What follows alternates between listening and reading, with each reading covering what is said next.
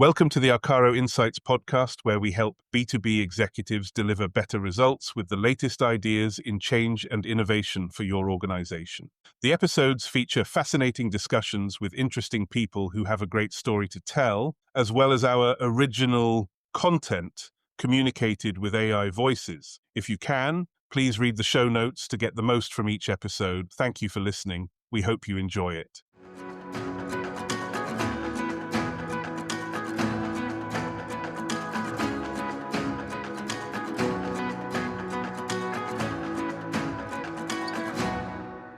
The challenge, I think, for people is to realize is that AI is forcing change on your sector and your organization and on you, the individual. Therefore, this is as much about change management and therefore about people and mindset as it is about technology. So the first thing is, it is no good at the top of the organization if you don't understand the ramifications, the consequences of that disruption. You cannot just be a leader that takes a can of digital paint and paints over the cracks of the analog cracks of your business, right? It will not survive the disruption that's coming.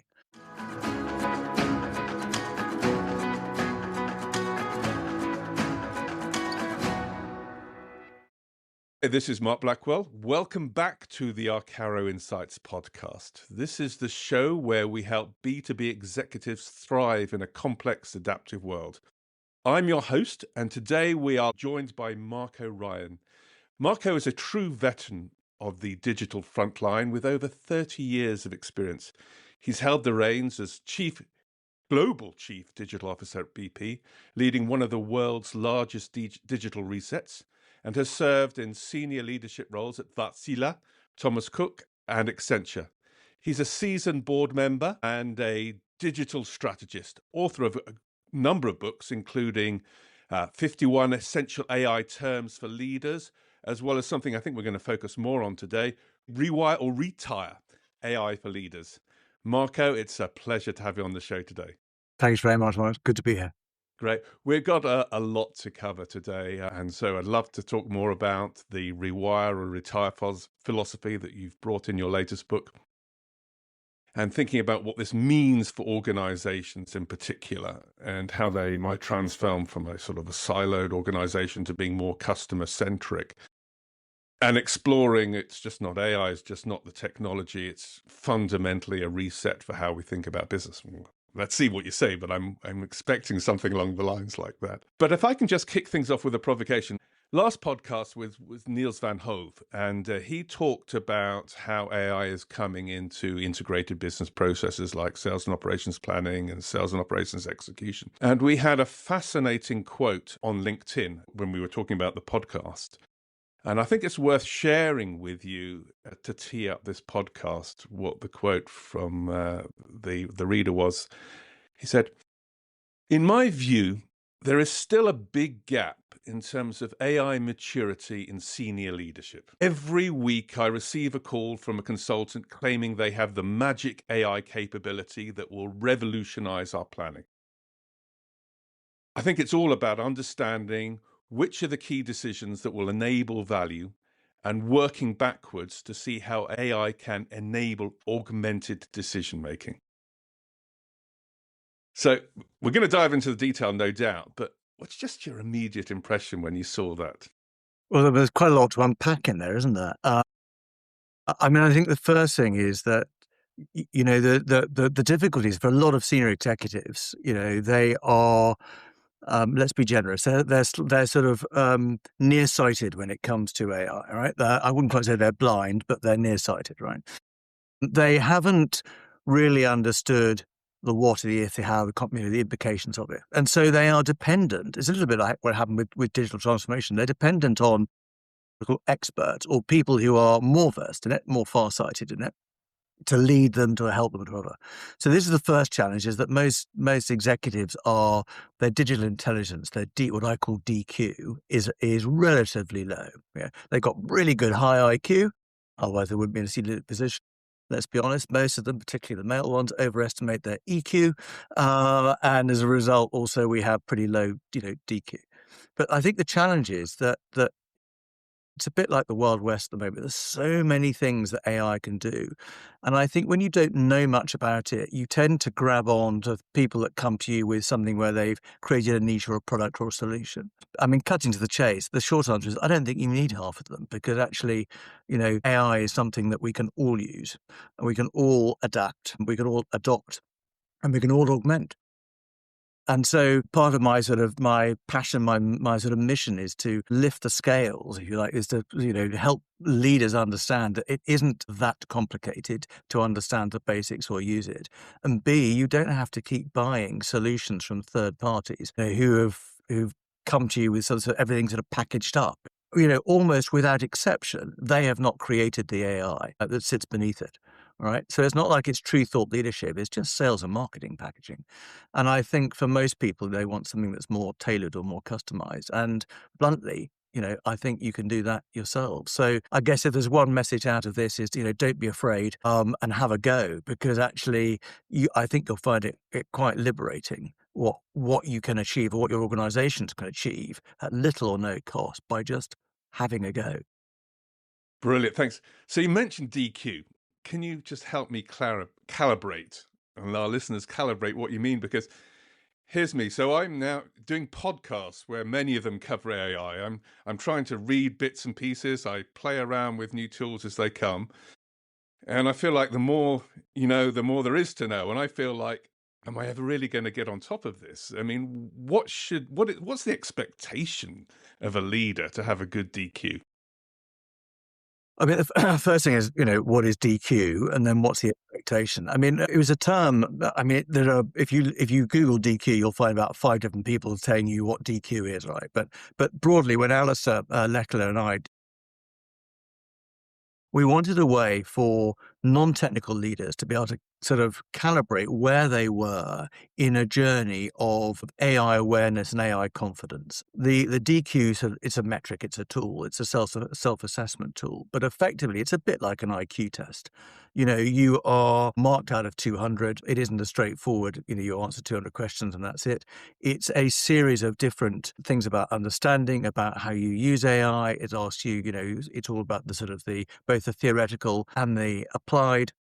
And it basically assesses you against your peers, you can search by sort of sector, by geography, by role. So you can quickly align and see, how do I compare to other CFOs or, chief HR officers? Where do how do I compare to HR officers in the UK versus HR officers in the US?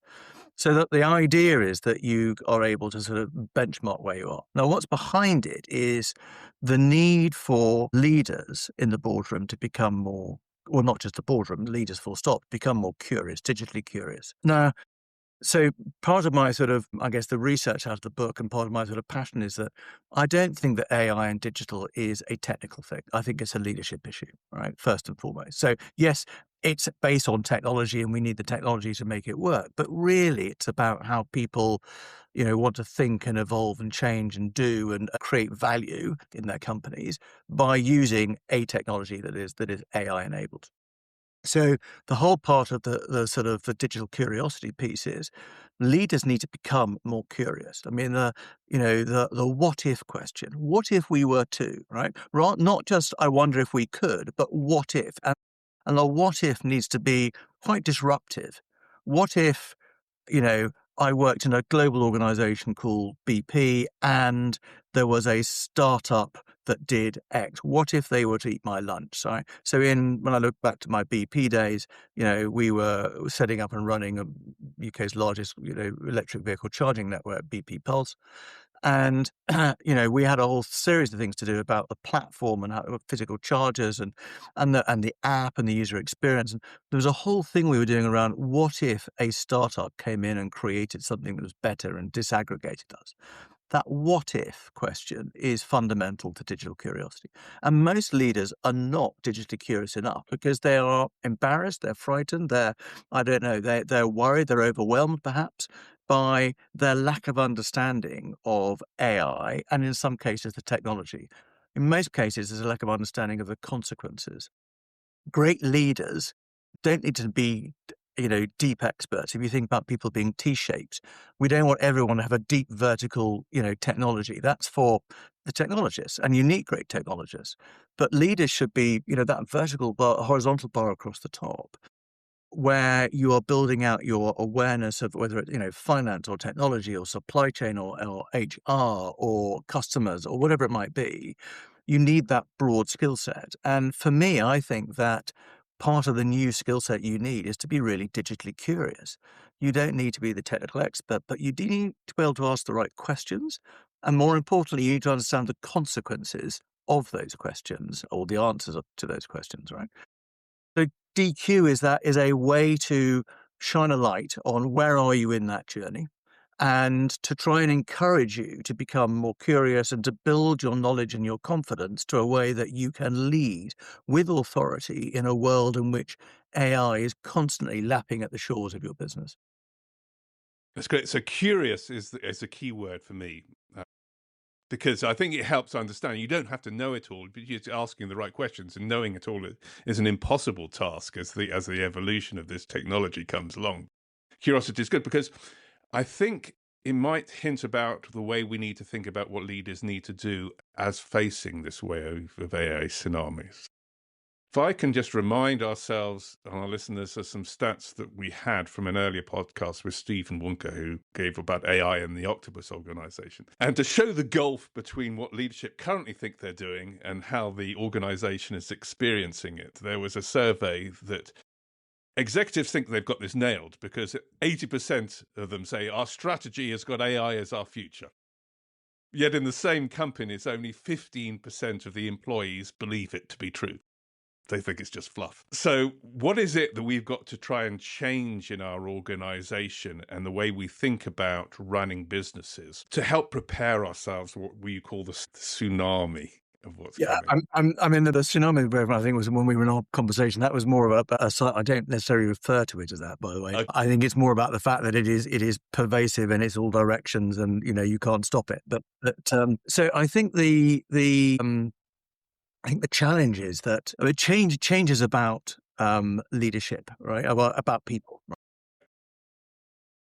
The disruption that AI is causing is an enforced disruption. You have no choice in it.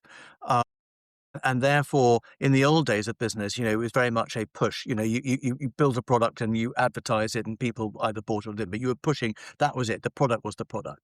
Now we moved into an evolution where we are trying to adapt to customer needs, and we're trying to be much more agile, and our products and services change to adapt to whatever.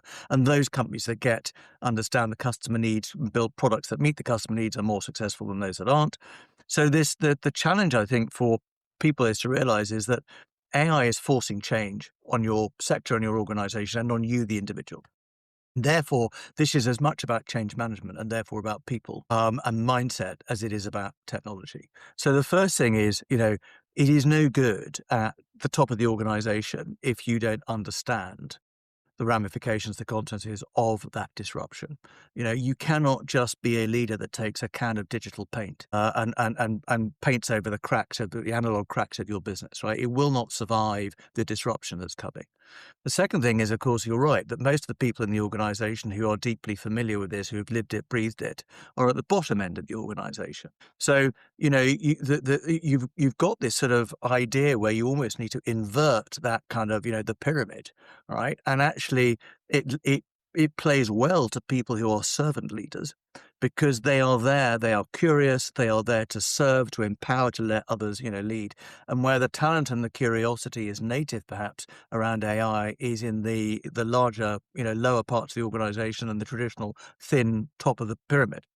So this is part of what we found in the book, that this idea that you need to sort of flip almost mentally, I'm not saying literally, but mentally you need to sort of flip the model where actually leaders need to go out and have those micro learning moments, to go and find people, to understand, to explore, to change, to listen to other people in the organization who are perhaps the experts, but don't have the experience or the seniority. What AI does not do well is judgment. Not yet, anyway. I'm sure it will with quantum computing and everything else. But it doesn't do judgment well. So the human in the loop, which we can proxy for human judgment, is integral and a critical part of current AI deployment. And that is a human characteristic, and a lot of judgment is based on experience, right? So there is a role for senior leaders who aren't technically, literate or who are overwhelmed by AI. There is a role around this kind of, how do I help steward the organization? This is very much the kind of in the Rewire retire analogy, is very much the retire analogy. Retire is not to get the gold watch after 40 years service. It's how do I actually stand back and and deploy my skills to allow others to accelerate through who are going to lead in this technology sort of age. So change management is a people issue. AI is disrupting an organization. Leadership need to be much more adaptive and open to sort of almost flipping the hierarchy and learning and finding ways to empower and enable the organization so that it isn't just a can of paint where you've got a strategy and box tick, because as you say, people down the organization, where they're actually doing the work, will realize that that's just words. Exactly.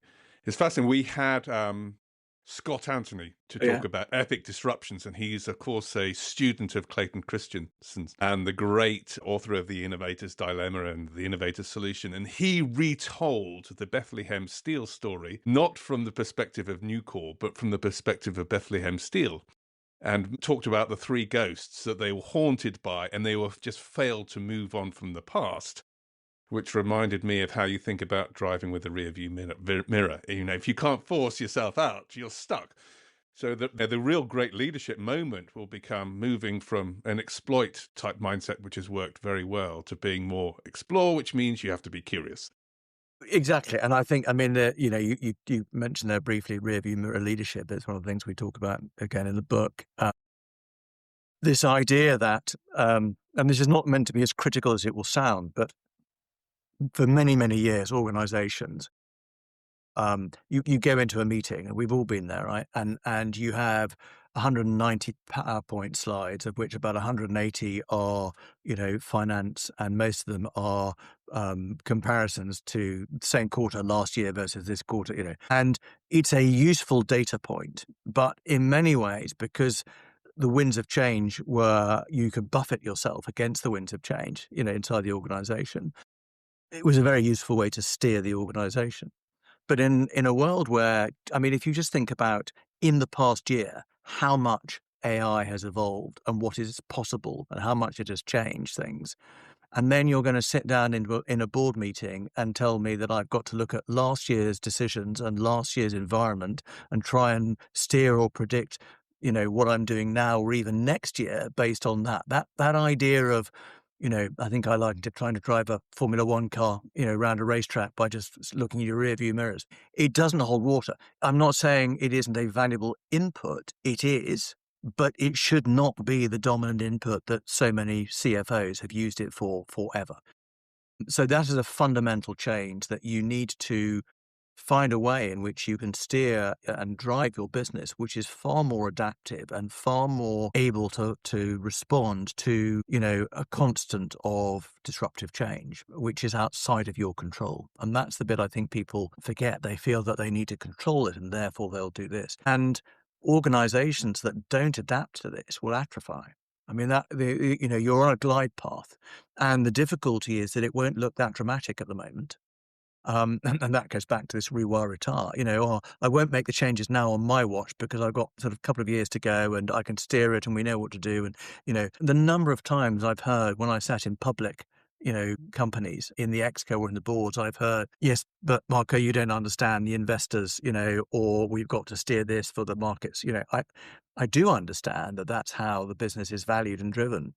But also those investors are savvy, right? And they're looking and understanding that there is huge disruptive change coming. And if an organization is not ready for it, hasn't prepared for it, hasn't got the right skills, hasn't got the right capabilities, the right technologies, they will die. And what AI is doing is acting almost, and I'm mixing my metaphors, is acting almost like a steroid on the pace of that change or that atrophying. So it's sort of ignore it at your peril. And I mean that as an individual, as a leader, you need to there's a conscious choice you need to make.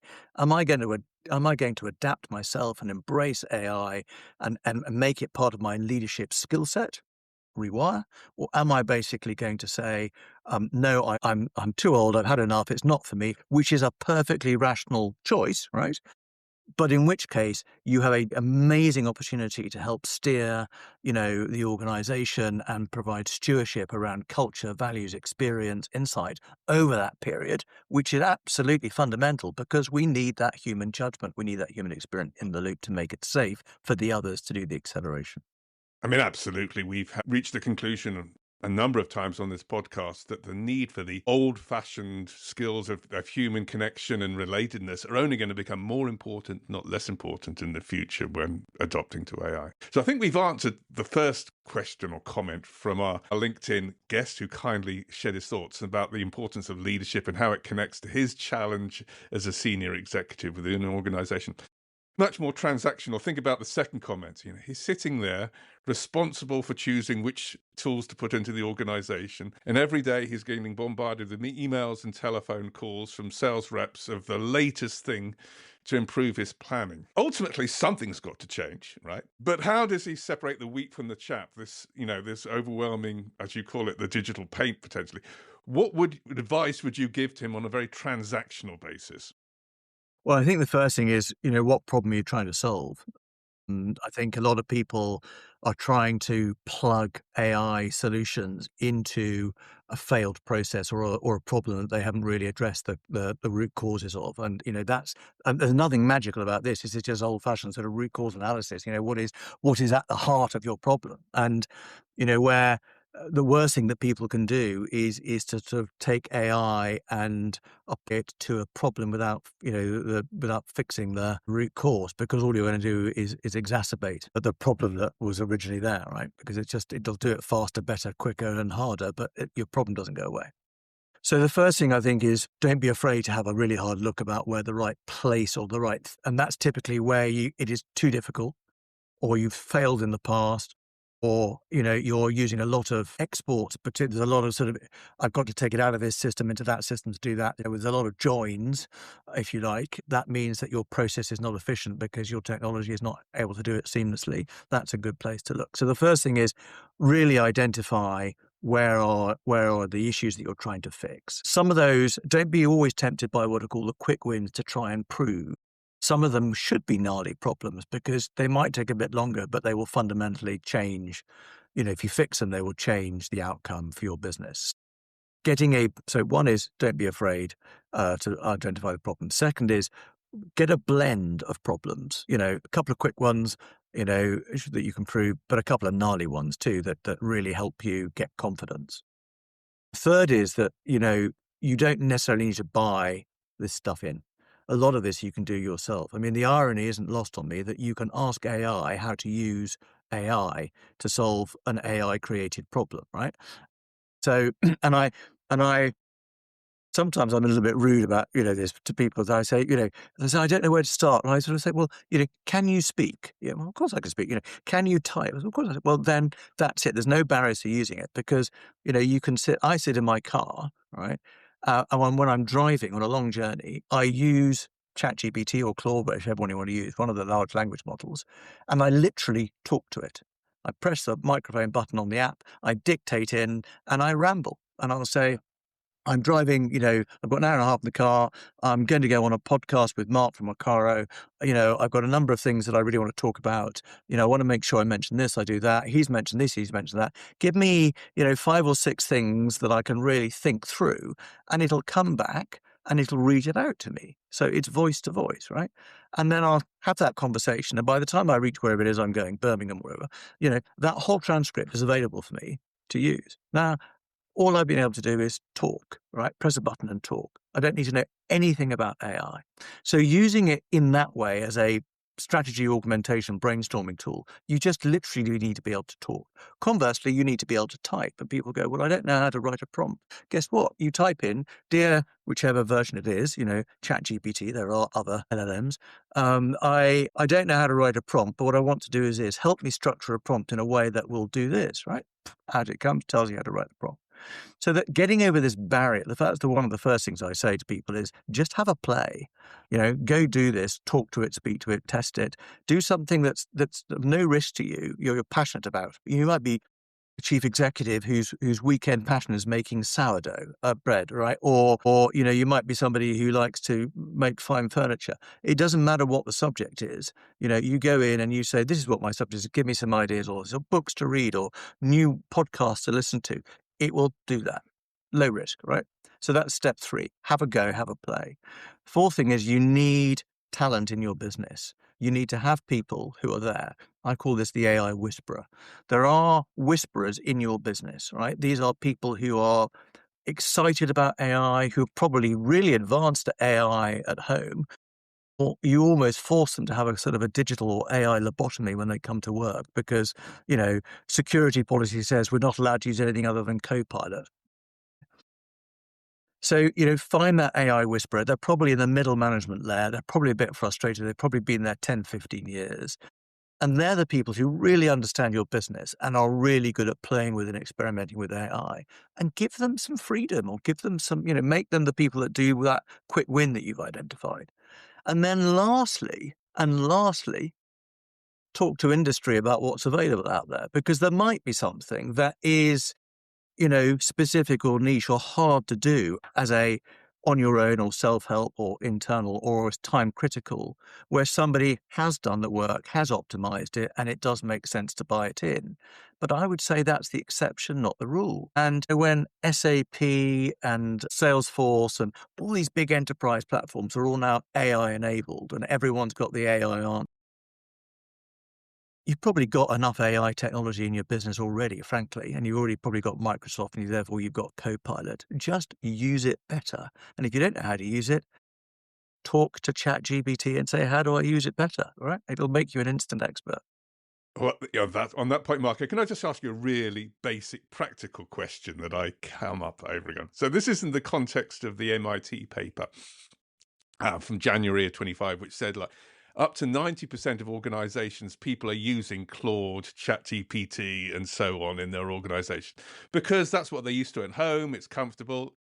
It's low barrier to entry for most people. But there's resistance to the bought-in, forced-down, top-down solutions because people aren't comfortable with them. And I've been on calls with people, we're not allowed to record the transcript of our calls on this meeting because it's against policy, because it might be taking away company secrets. People have always had a pen and paper, and only think, what's the difference between the two? Simply, if your company is allowed to use Copilot, what simple things can they do to enable employees to use their Claude or their Chat GPTs without leaking secrets into the world?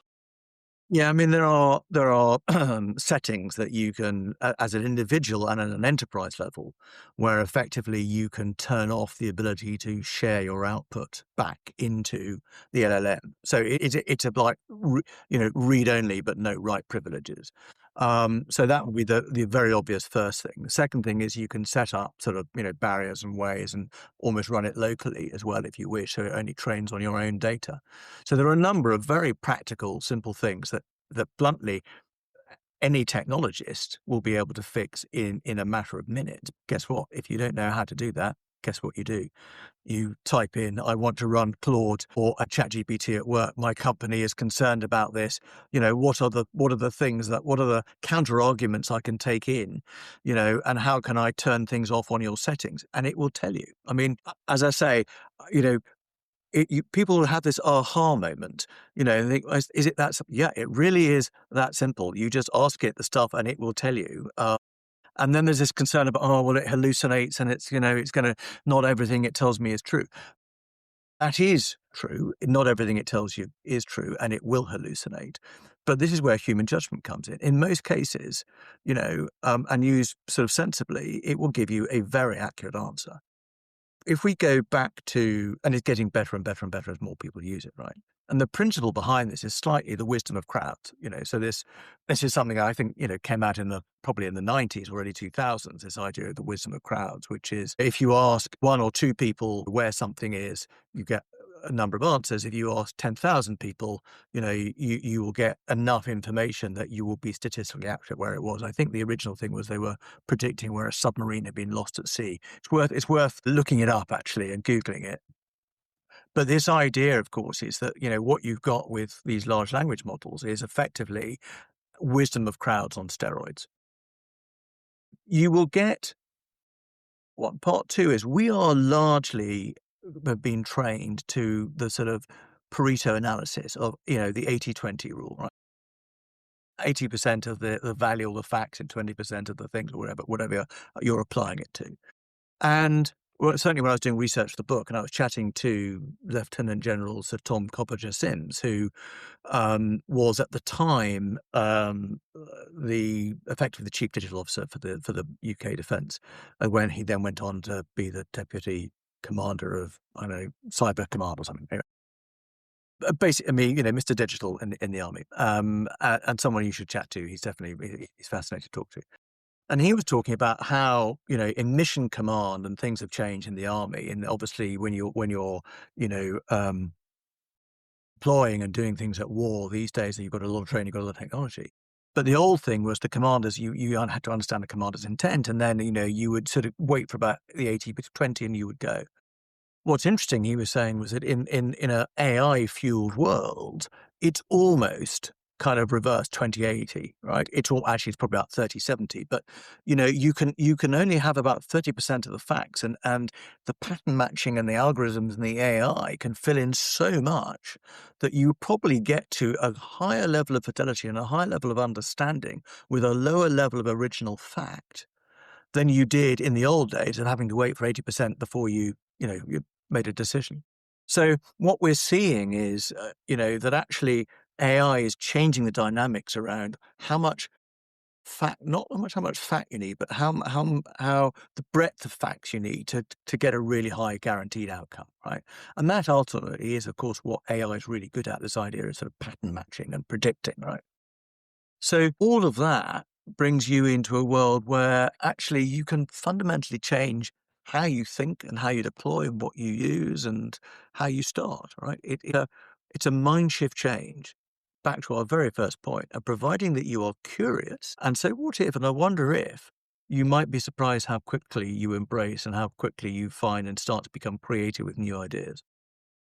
Brilliant. So you are now segueing naturally into the final point of our LinkedIn commentator, who was very perceptive, I thought, and really firmed in on the narratives how AI can enable augmented decision making rather than replacing decision making.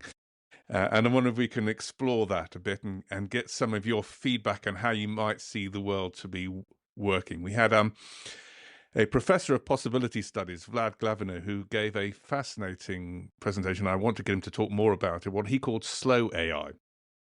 And as much as his view of slow AI, we instinctively go for the dopamine fix of a quick solution by give me the answer. And he's working with a guy called Ron Bagetto to think about giving more emphasis to AI generating questions that can inspire the curious mind rather than giving the dopamine fix of a quick answer. I wonder your immediate reflections on that type of thing. I love this idea of sort of that slow AI. I mean, if you think back to what I was talking about when I sit in the car and I'm using AI to strategy, it's asking me questions, right? Because I tell it to. I tell it, I sit down and say, ask me questions to provoke the discussion so that it becomes a conversation rather than, as you say, the dopamine fix of give me an answer.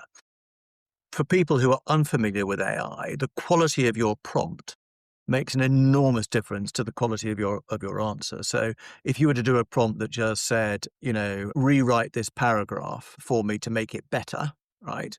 That would be quite different from acting as a editor for the Spectator, writing an article that is, 2,000 words long on a deadline in the style of Truman Capote, or for example, or embracing some of the findings of Jim Collins's Good to Great into the article. I want you to ... You will get a very different outcome, obviously, for that answer. So there is a thing around, AI, to answer your question, to this idea of kind of, slow AI and augmented AI and AI on its own. The lazy AI is where you ask AI to do all the work, right? Because you need really good data, clean data for it to be trained on, and B, you need to have trained it to sort of give you the answer. And what large language models have made us lazy, is that you're pretending that somebody else has done all the training and done it really well, all the data in there is accurate and good, and you're being lazy with your prompt, and as a result, AI is being lazy in what it returns to you. It returns you something better than probably you could get to, but it's still not perfect.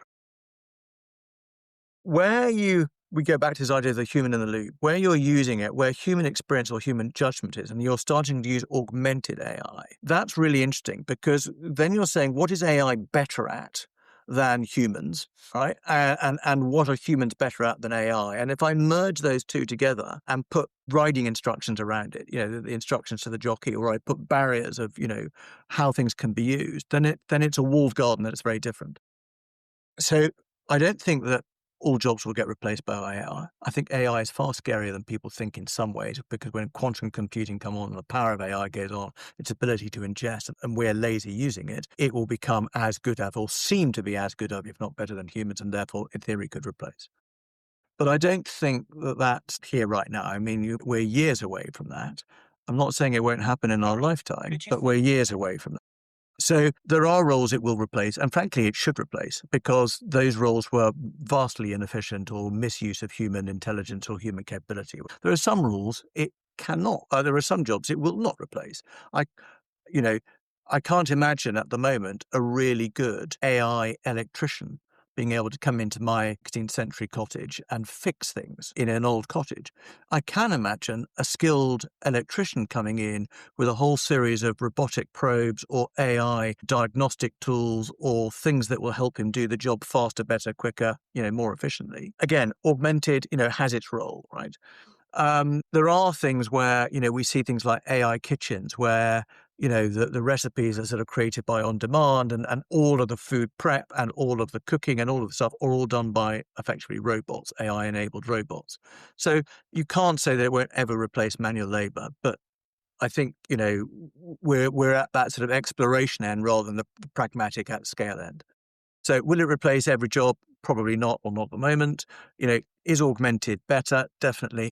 To your third point around slow AI and asking questions, that's the intelligent use of AI. If you think of AI as this incredible resource, it's the internet on steroids. It's an intelligent internet that can interact and have human-like qualities, and therefore we're more comfortable talking to it. It feels more natural. Then I think that's good, because it will promote that creativity, that curiosity, which is a uniquely human characteristic. And at the moment excels what pseudo-humans, robotic humans, or human brains, if you like, robotic brains can do.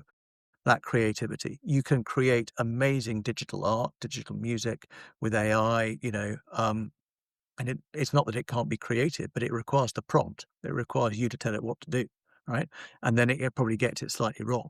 So it requires, at the moment, that degree of oversight and interaction. So I love smart use of AI, slow AI, using it intelligently to augment how you work as a leader. Use it as a strategy buddy, use it as a diagnostic, use it. One example I'll give you, which is, I won't name the company or the individual, but I was pulled into a large multinational, in the well, let's say FTSE 250, so people can't trace it. Was asked to talk to the board about AI, and in their board meeting. And I noticed that 3 of them had iPads and sort of 4 of them had the usual, Amazon forest of PowerPoint. And I said to the chairman, so how many pages and how long did it take you to read it? And he said, well, I got it 10 days ago. If I'm honest, I haven't read every single page. I've sort of, and I've made a series of notes. And I said, great. And so what are the sessions now that you're most comfortable with, or ones you're least comfortable with? And he said, well, I'm least comfortable with this session actually around digital, what's going to happen and transform. And we've got an update and a brief on some stuff on technology, which we'll listen to or try and ask some intelligent questions. But I'm not sure any of us, maybe one of our board members is, but the rest of us are experienced, but we're not. Okay, fine. So I said, right, I've got hold of your board pack, right, and I've put it in a clean area and I've ring fenced it. So it's not going outside this sort of, this virtual room. I said, right, I'm now going to write you a prompt. and I want to show you the answers and how quickly it does it. And so, of course, I wrote a prompt as acting as a board chairman. Here's a thing. I want you to summarize the key things from each of the papers. I want 4 or 5 deep insights. I want 4 or 5 tough questions. And what should I expect the answers to those tough questions be? What might the options be? What might the consequences be? And as a consequences, I want some follow-up insights or thoughts that you can then give to the executives. I said, to me, that's how a board non-exec should work, right? Read the pack, find some questions, understand the content, do that, put it in, and of course, within seconds it spouted out this. And he said, well, that's impossible. He can't have read all of that in that time. And I said, no, it is. And he looked at it and he said, but this is far better than I've produced. And I said, yeah. And it's not that I'm doubting your experience, but the process of what you were going through, you didn't apply your knowledge or insight. What you were suffered with the boring work of effectively creating summaries and insights, which in most cases you ask one of your assistants to do, right? And there was this sort of Damascus Road commercial moment, fantastic. But the point is that now that he realized how you can use it to augment what you do, that didn't change the importance of the board meeting.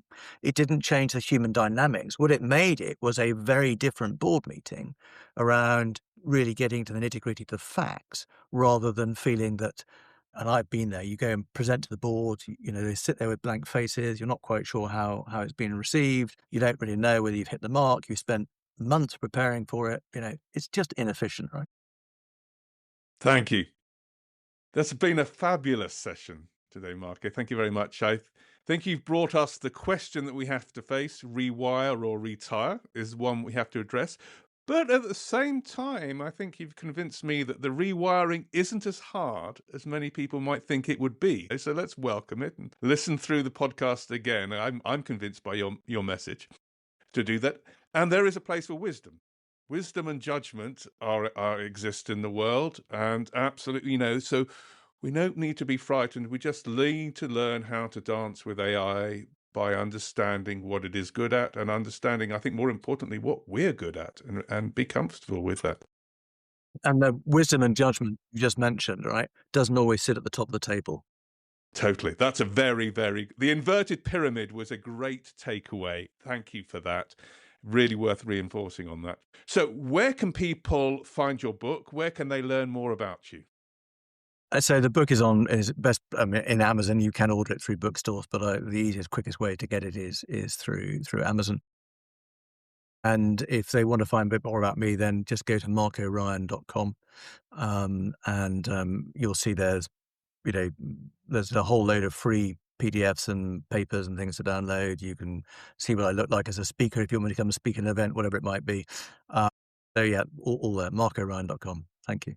Thank you, Marco. And again, we'll try and get as much as we can in the show notes. And even better, if you've been inspired by any of the discussion, please come and find us on LinkedIn and share your thoughts and ask the provocative questions for our next guest. Thank you very much, Marco.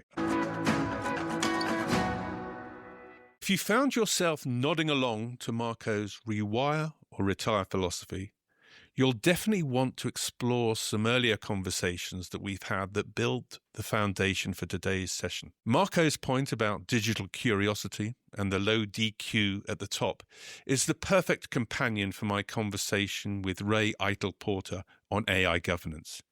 If you're worried about where to start, remember Marco's advice. Don't ban it, don't fear it. Just find the AI whisperers in the middle management and empower them to lead your first implementations. If you're struck by Marco's metaphor of driving a Formula One car while looking in the rearview mirror, go and have a look at the podcast with Scott Anthony, and we talked about epic disruption. He digs deep into the 3 ghosts that keep leaders frozen in old habits, even when they know there is a tsunami coming, as the tsunami described by Stephen Wonka in AI and the Optimus organization. For those in supply chain who are intrigued about the level of detail that we need and how we can trust the systems and the view on explainability, and perhaps something about the 3070 flip that we spoke about today, make sure you listen to the episode with Niels van Hove, a fascinating guide about augmented decision-making. And so finally, a quick test, may I suggest. Why don't you try Marco's Damascus Road moment for yourself? Next week, you've got a meeting. If you've got meeting notes in advance or maybe a PowerPoint deck, put that into a secure large language model like Claude or ChatGPT. And again, check the settings to make sure it's secure. And just ask for the 5 toughest questions you should be asking at the meeting next week. So all of these episodes are available on our YouTube. We do ask you to subscribe. We've got some great guests booked for future episodes. And please look at the show notes where we'll connect you with Marco's website, marcoryan.com, and also where you can find more information on our own website, arcaro.com. And please do share your comments on LinkedIn when we post this video. Really looking forward to seeing what you thought about today. Thank you for listening. In a world of AI, it is you and your human judgment is not just a backup, it is the thing that is the steward of the entire system. So stay adaptive. Thank you.